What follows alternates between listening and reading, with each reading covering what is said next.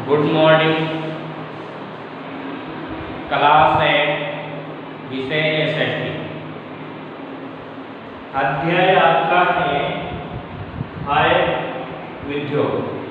कल वाली कक्षा में हमने उद्योगों को अधिकार के आधार पर विभाजित किया, आकार के आधार पर विभाजित किया, अलग अलग भागों में बांटा। आकार के आधार पर हमने घरेलू या कुटीर उद्योग,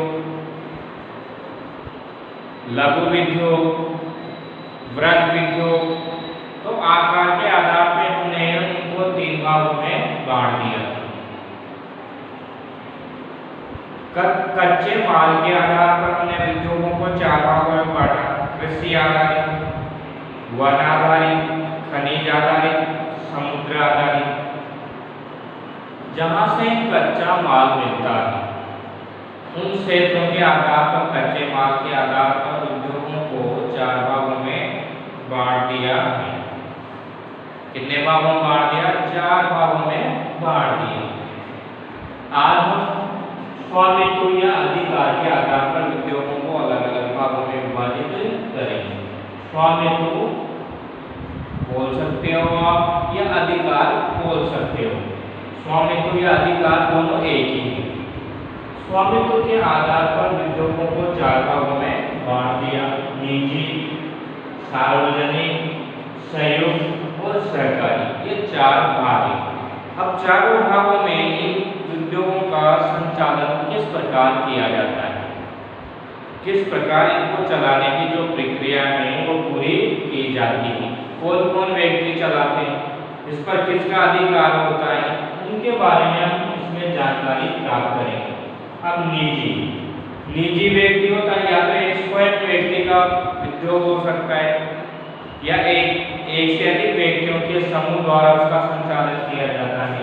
तो निजी उद्योग को या तो एक व्यक्ति चलाता है, एक व्यक्ति उसका संचालन करता है, या एक से अधिक व्यक्तियों के समूह द्वारा उसका संचालन किया जाता है, उसको निजी उद्योग कहते हैं, जिस पर सरकार का कोई अधिकार नहीं होता।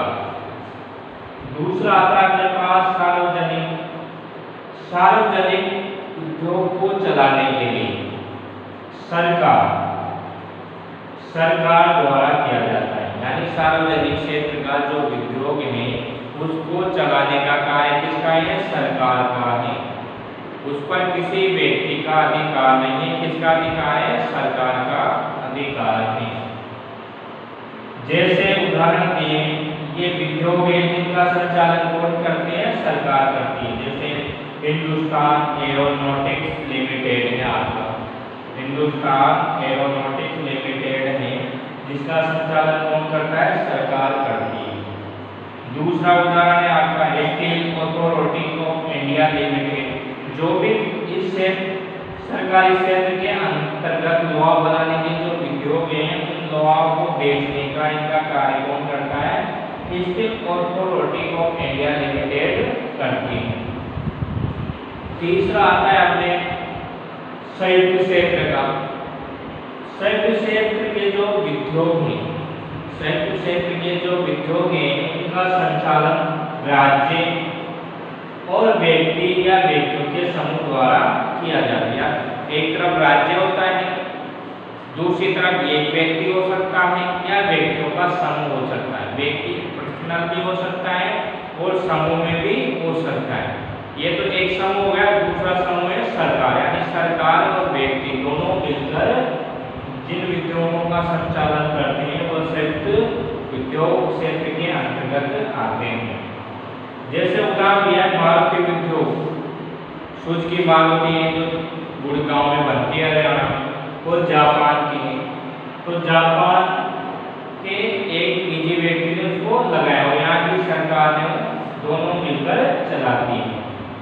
सरकारी क्षेत्र के जो उद्योग हैं आपके, उनका संचालन कच्चे माल, तो कच्चा माल का उत्पादन करता है, कच्चा माल का उत्पादन करता है, उसका सहयोग होता है और उसमें जो कार्य करते हैं लोग उनका सहयोग होता है, दोनों मिलकर इसका संचालन करते हैं। जैसे आनंद मिल यूनियन लिमिटेड है गुजरात में, आनंद मिल यूनियन लिमिटेड का है, गुजरात में है। सुधा डेयरी सहकारी उपक्रम, अपने सरस दूध आता है, जो सरस दूध आता है कोटा में, वो किसके संचालन है? सहकारी क्षेत्र के संचालन, औद्योगिक क्षेत्र के।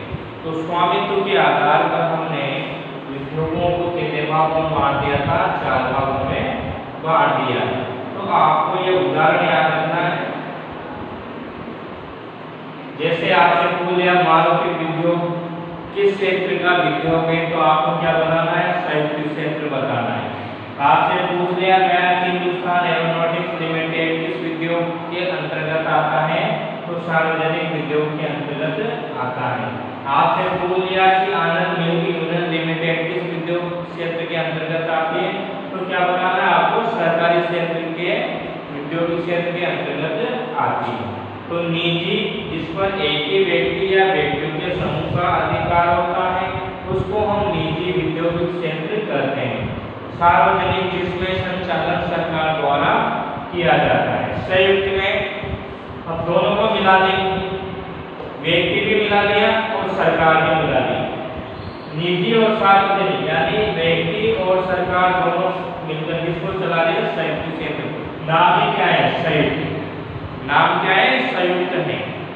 संयुक्त यानी 2 व्यक्ति मिलकर चलाते हैं, तो व्यक्ति और राज्य सरकार मिलकर चलाती है। सरकारी, जिसमें काम करने वाले और कच्चा माल का उत्पादन करने वाले दोनों मिलकर चलाते हैं। तो ये है आपके उद्योग। हमने 3 प्रकार के उद्योग आपकी पुस्तक में पढ़े। जो 8th क्लास की पुस्तक है भूगोल, उसमें 3 प्रकार के उद्योग पढ़े। आकार के आधार पर उद्योगों को कितने भागों में बांटा गया? 3 भागों में बांटा गया था। लघु, वृहद, कुटीर। कुटीर या घरेलू बोल सकते हैं। कुटीर उद्योग घरेलू उद्योग होता है जिसमें मशीनों की आवश्यकता नहीं होती। कार्य किससे किया जाता है? हाथों से किया जाता है। हाथों से वस्तुएं बनाई जाती हैं। इसमें घर के सदस्य ही कार्य करते हैं। जो घर के सदस्य होते हैं वो मिलकर इसका कार्य करते हैं। इसमें अधिक पूंजी की आवश्यकता नहीं होती। अधिक पूंजी की आवश्यकता क्यों नहीं होती? क्योंकि घर के व्यक्ति उसको चला रहे। मशीनों की आवश्यकता नहीं है तो पैसे खर्च होंगे। जैसे उदाहरण लेते हैं टोकरी बनाना, सूत्र बनाना, ये उद्योग हैं जो इसमें आते हैं। कढ़ाई वढ़ाई का काम है। दूसरा आया अपने पास लघु। लघु में देखो छोटी प्रकार की मशीनें की आवश्यकता होती है। 10 से 100 श्रमिकों के बीच इसमें कार्य करते हैं। बिजली की आवश्यकता होती है, परिवहन की आवश्यकता होती है। वृहद उद्योग है जिसमें बड़ी विशाल मशीनें बनाई जाती हैं। बड़े बड़े क्या बनाए जाती हैं? मशीनें बनाए जाते हैं। जैसे ट्रैक्टर है, मारुति है, जीप है, ट्रक है, बस है, मोटरसाइकिलें हैं, ये बनाई जाती हैं। छोटी सी सुई से लेकर बड़े जहाज तक जो निर्माण होता है वो वृहद उद्योग की श्रेणी में आते हैं। इसके बाद हमने अध्ययन किया था कच्चे माल के आधार पर हमने उद्योगों को कितने भागों में बांट दिया था? 4 भागों में बांट दिया था। कृषि आधारित, जिनको कच्चा माल खेतों से प्राप्त होता है। जैसे मान लीजिए आप चीनी उद्योग, तो चीनी उद्योग किस पर आधारित है? गन्ना का उत्पादन कहाँ हो रहा है? खेत में होता है, इसलिए वो क्या है?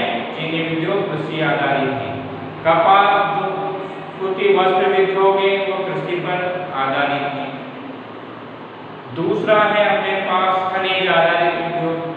खनिज जो जमीन में से हम निकालते हैं, जैसे लोहा, तांबा, चांदी, सब क्या है? खनिज है जिनको निकाला जाता है। सीमेंट उद्योग है, तो सीमेंट के लिए कच्चा माल कहाँ से प्राप्त हो रहा है? खनिजों से। लोहा उद्योग, जितने भी उद्योग है वो खनिज आधारित है। इसके बाद आता है वन आधारित आपके उद्योग। फर्नीचर उद्योग है, लकड़ी कहाँ से प्राप्त हो रही है? आपको जंगलों से प्राप्त हो रही है। औषधियाँ, जड़ी बूटियाँ जंगलों से प्राप्त। गोंद, लाख, ये सब कहाँ से प्राप्त होते हैं? जंगलों से। तो ये क्या है? वन आधारित या जंगल आधारित उद्योग है। समुद्र आधारित, जैसे मछली का तेल का उत्पादन करते हैं, खाद्य पदार्थ के रूप में मछली को देते हैं, तो ये किस पर आधारित है? समुद्र पर आधारित उद्योग है। ये आपके स्वामित्व के आधार पर जो आज हमने अध्ययन किया।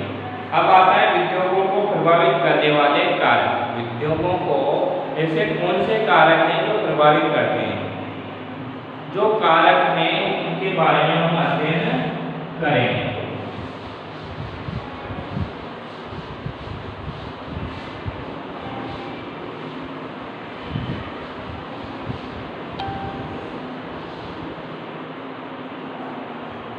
उद्योगों को प्रभावित करने वाले कारक।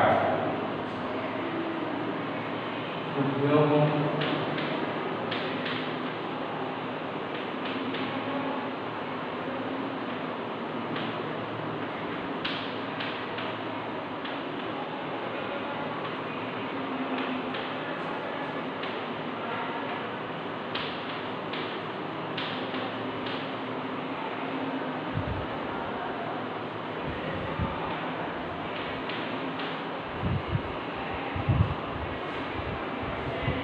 उद्योगों को कौन कौन से कारक हैं जो प्रभावित करते हैं?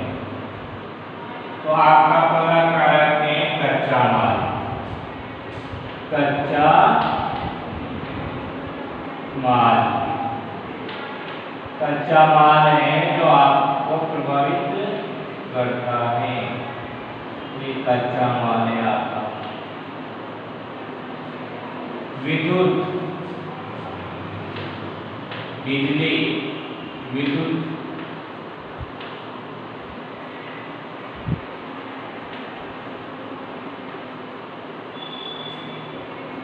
भूमि,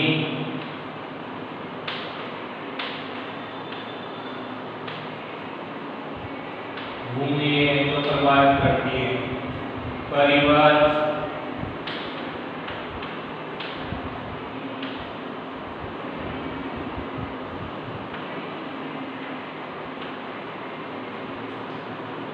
संचार,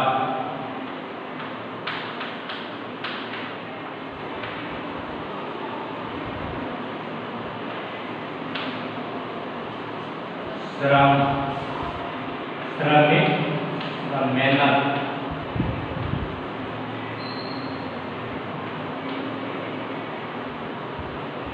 पूंजी, पैसे,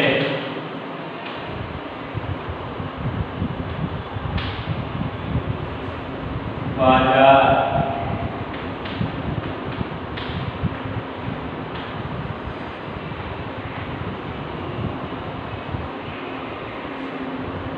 जल,